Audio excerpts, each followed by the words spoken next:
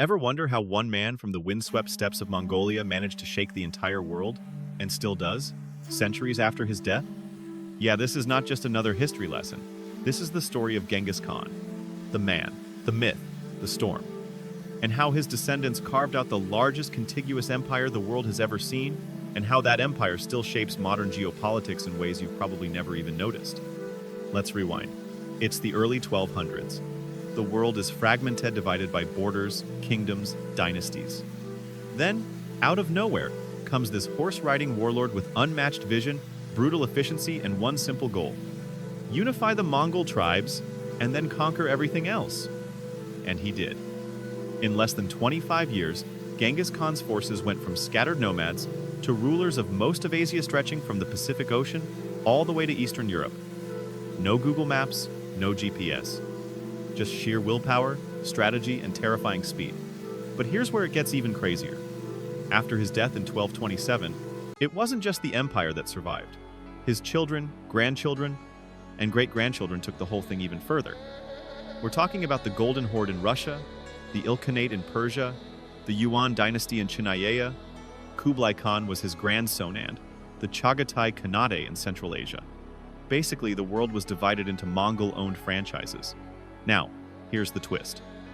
That empire didn't just vanish. Sure, the Mongol Empire fractured, but the pieces became the foundation for modern nations. Let's start with Russia.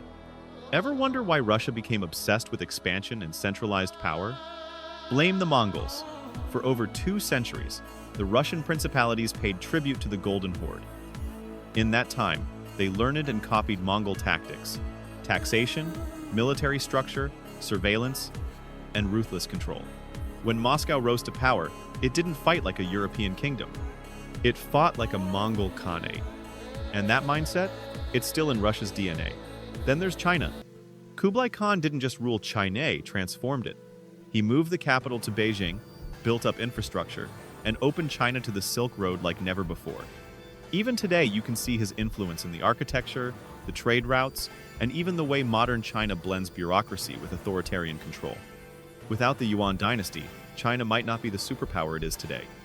And then there's the Middle East. The Ilkhanate, another Mongol offshoot, ruled Persia and beyond.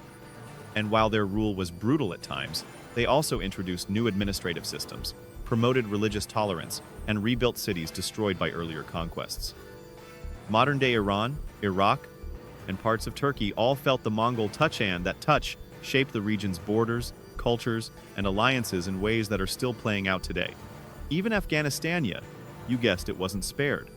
The scars left by the Mongol invasions shaped its tribal structure and deep distrust of centralized power. That history plays directly into the struggles we've seen there in modern times. But here's the most mind-blowing part. Genghis Khan has millions of living descendants. Millions.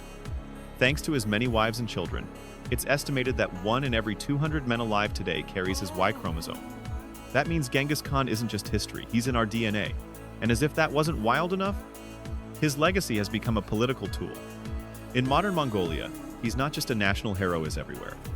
On currency, monuments, even vodka bottles, he represents strength, unity, and identity in a region caught between 2 giants, Russia and China.